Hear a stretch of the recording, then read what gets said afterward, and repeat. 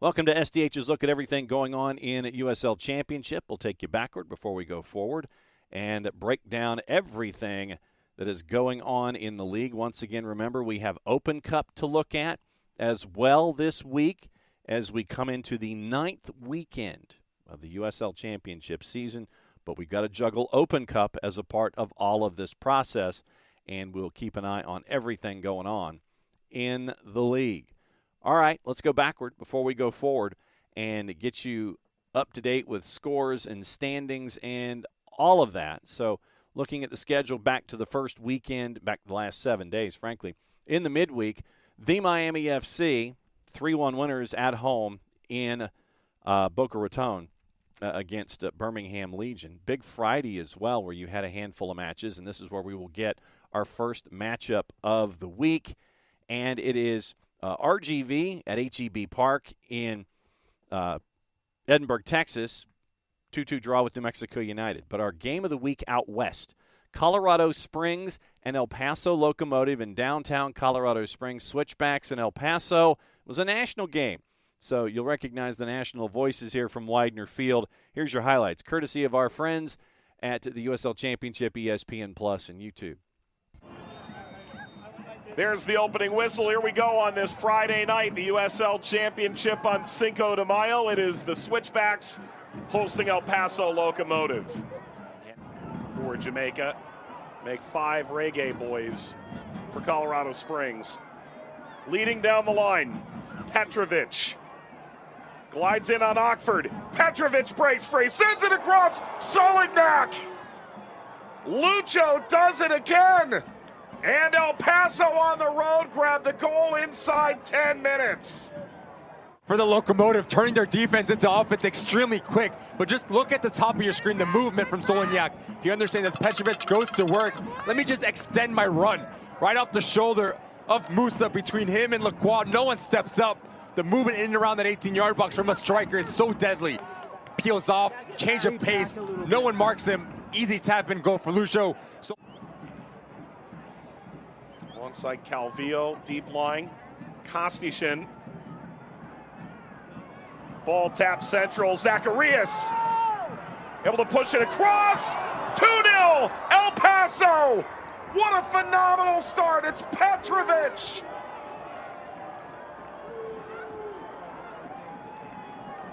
Movement as Kashi comes centrally. But look at the underlap here from Zacharias. It's a bit of a long touch there between him and Speedy Williams, but when you have Petrovic on the end of it, opens up his hips and calmly slots it into that far post, right underneath the arm of Herrera. Changing the point of attack, playing off the ball movement, working together for... Falls to Enriquez. Jairo Enriquez. Beckford. Floats backside, header snapped out, Diaz. Denies Segrist. It's a brilliant ball in from Enriquez to shift it out wide. But Beckford understands as everyone's crashing towards that far post. Overloads, forced turnovers. Stephen Hogan has to be extremely pleased 6 minutes into the second half. Beckford for Williams. Williams onto his right, off the crossbar, down to Segrist. And that's out for a corner. Horrific just to get this ball in his right foot. Has eyes for that top corner, but talk about it. Colorado Springs with a wave of momentum. Enriquez, header down, Oxford! Jimmy Oxford gets one back for Colorado Springs. It's 2-1, game on! Terrific movement here from Oxford. Just coming around the corner, off the shoulder of Zacharias, between Yuma. There's confusion within the back line of El Paso Locomotive, but Oxford makes no mistake about it. Heads it down over his right shoulder, just helps this thing into that far post. From distances just like this. Calvillo looking for a moment of divine intervention. The intervention came from Herrera. Right back to Borelli by Williams. Slaloms inward, Sinupe! Sinupe! Toward the line and in! Keep his head, not retaliate.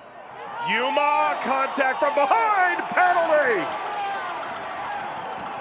Yuma pushes into the back of Skundrich. Any hope of a comeback to get something tonight rests on this. Williams delivers. And there's the final whistle. El Paso moved to second in the Western Conference with a gutty 3-2 win on the road. Mike Watts, very, very busy, over 90 minutes, 5 goals. El Paso gets the 3-2 win. At Cardinal, a 2-2 draw and a crossover between Monterey Bay and Pittsburgh Riverhounds. Friday finished up at Cashman Field. The Battery traveling all the way to Las Vegas, knocking off the Lights by the score of 1-0. Your busy Saturday started in the East, and this is where our Eastern match will come from. Memphis 901 FC and Hartford Athletic from Trinity Health. Here's your highlights, courtesy of our friends once again, the USL Championship, ESPN Plus and YouTube. But if he's got the support of Bruno Lapa, Philip Goldrum might get off and running today with his first league goal of the season, having got the equaliser at Atlanta United in the cup. Temperature just below 70 at kickoff. Haven't had too many of these days so far early in the season. In fact, we've had some downright negative weather nights so far early in this USL season. It's loose and in the back of the net. Score for Memphis by Laurent Kisiedu. Too easy. Pretty easy tapping. Yeah, you spoke a couple of minutes ago about Luis Fernando, and when you've got him in a foot race with Robin Lappert, there's only one winner. When he can get in behind, you're hoping there that Kavi Rad can get something on it and send it away for. Two hands up for Barrera on the way. Hit it over the crossbar. Goal kick. To get something out of this game. That's the ball. Here comes Prince. Board of the box. Cutting back to his left. The shot. Two in. It's saved by Hamid. Involved. Plenty power. It's a good stop. It's a safe stop that you would expect Bill Hamid. Siedu to maintain possession under duress. This is a chance. Siedu, right footer. Stopped beautifully by Sanchez. Keeping Hartford alive in this match.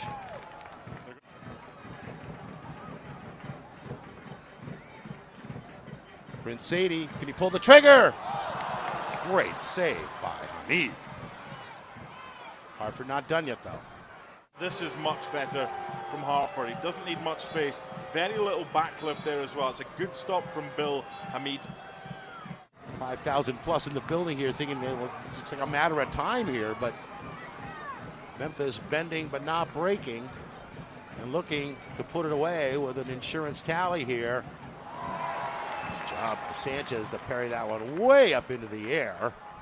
So the two wide forwards making way. Arguably the most impressive players on the attack for Memphis tonight, Kisiedu and Fernando leading the match. The stat earlier in the game that Hartford has dropped 6 points in those 7 league games they've played by conceding goals in the last 15 minutes. Uh-oh, open net, missed shot.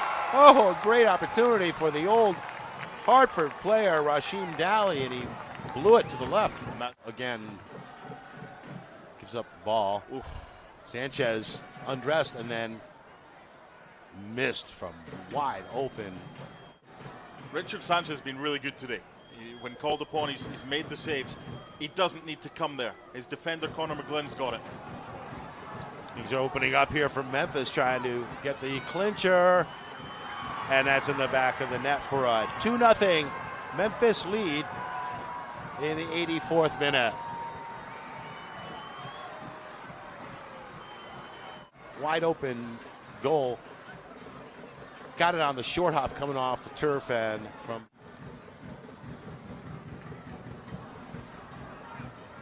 Every time because of this high line. And they're in trouble again. Ooh, missed left side. He entered this match late that he had. No complaints about the result today. Memphis deserving their victory. The final whistle goes. And that will do it. 2-0, Memphis 901 FC. So Stephen Glass, Memphis 901, unbeaten in 7 now, and that carries over to that big win in Hartford. Also, at Segra, Indy 11 gets a win on the road, 2-1 over Loudoun United. At Protective, Oakland Roots put 4 on Birmingham Legion, 4-1 winners. Oakland Roots on the road trip. 1-1 draw at Keyworth, Detroit City and FC Tulsa. We'll have news with FC Tulsa coming up in just a bit. Tampa Bay, 2-0 winners over Phoenix Rising at Al Lang. San Diego Loyal visiting Irvine, California, 2-1 winners over Orange County. And on the quick turn on Sunday, after playing on Friday, losing 1-0 to the Battery, losing 2-1 to San Antonio FC. So it was not a good weekend if you're a fan or player or anybody associated with the Vegas Lights, frankly.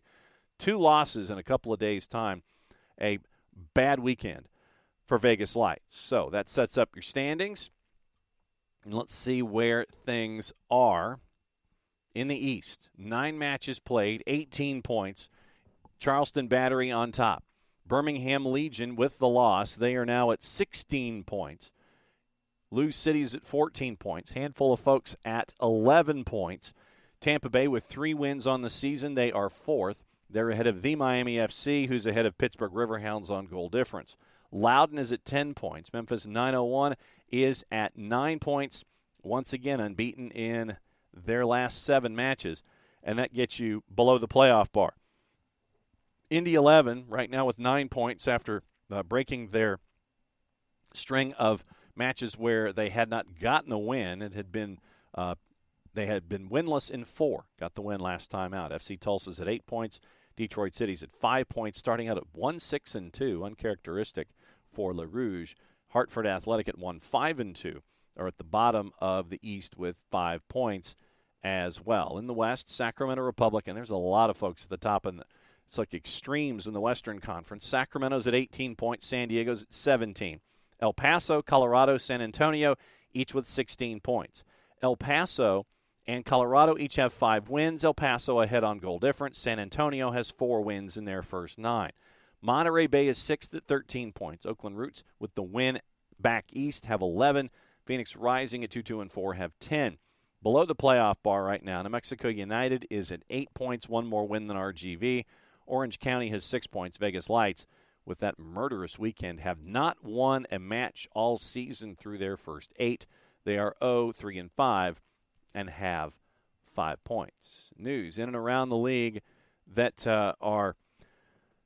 getting folks to talk about what's going on. We can start off with your Open Cup previews for Tuesday. Inter Miami CF and the Charleston Battery. This one's in Fort Lauderdale. That one's at 7 o'clock. You can find that one on BR Football. New England Revolution hosting Pittsburgh Riverhounds at Gillette. It's a stream available on U.S. Soccer at 7:30. Monterey Bay and Los Angeles FC at Cardinal on Golasso Network. That one is at 10:30 on Tuesday, in addition to Sacramento Republic at Hard Health hosting Colorado Rapids. That one is on BR Football, so we'll keep an eye on those matches. And Open Cup on Tuesday, and folks have to turn around and play matches on the weekend. Troy Lesane, former USL Championship Coach of the Year, New Mexico. He's been appointed by the New York Red Bulls after the mutual parting of the ways between the front office and Gerhard Struber. So Troy Lesane is now the new head coach for the remainder of the season for New York Red Bulls. FC Tulsa has acquired defender Adam Armour on loan from Charlotte for the remainder of the season. So we'll keep an eye on that one. So a big pickup for FC Tulsa to help them out at the back. Now, other news that is currently going on, what you can keep an eye on when it comes to being active on all of the platforms with the USL Championship. Go to uslchampionship.com and you can sign up for newsletters, keep abreast of everything, and don't forget to follow along on all the social media platforms on Twitter, on Facebook, and on Instagram. Championship Player of the Month nominees for the month of April presented by our friends at Konami eFootball. And you can vote on this. Now voting is closed, so we'll find out who is the USL Championship Player of the Month. Championship.com vote gets 51% of the vote. Technical Committee has 25%. National Media Panel ballots comprise the other 24%. So will it be Russell Cicerone from Sacramento, Paul Blanchette from Oakland, Enzo Martinez from Birmingham, Christian Valesky from Monterey Bay, or Manuel Arteaga from Phoenix Rising. We will find out later on in the week. And so that's what you're staring at when it comes to the Players of the Month for the week of April. Keep an eye out also on the USL Championship website for the upcoming Fans' Choice for Save of the Week and for Goal of the Week for Week 8. Once again, you can catch up with those coming up in short order. Goal of the Week nominees. So we're all the way to Week 9. Wow, okay, so it's Week 9. You can, when the vote comes up at uslchampionship.com, you'll be able to vote until Thursday at noon. And for Save of the Week, you will be able to vote when that comes up at uslchampionship.com until Friday at noon Eastern Time. So follow along on your favorite platforms, but keep an eye on uslchampionship.com for everything going on when it comes to Save of the Week and Goal of the Week, Thursday at noon, Friday at noon Eastern Time. Keep an eye on all of that for the USL Championship. So let's get you into the schedule for the upcoming weekend. And it is, once again, because of Open Cup, you've got a lot of activity on Saturday. And so you're going to kind of yield everything during the week, and everything gets pushed to the weekend. The Miami FC at 7 o'clock at Lynn Family. We'll see if we can get through them quickly. Goes and visits Lou City.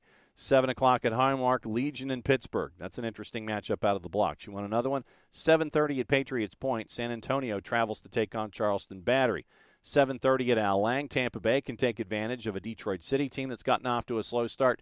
Here's an interesting one on a crossover for you. Once again, we mentioned Memphis 901 unbeaten in 7. They get to host Colorado Springs, so we'll see if the defensive Stephen Glass and how they face up against the offensive Colorado Springs. 9 o'clock at the Lab at Isotopes Park, New Mexico United hosting Monterey Bay.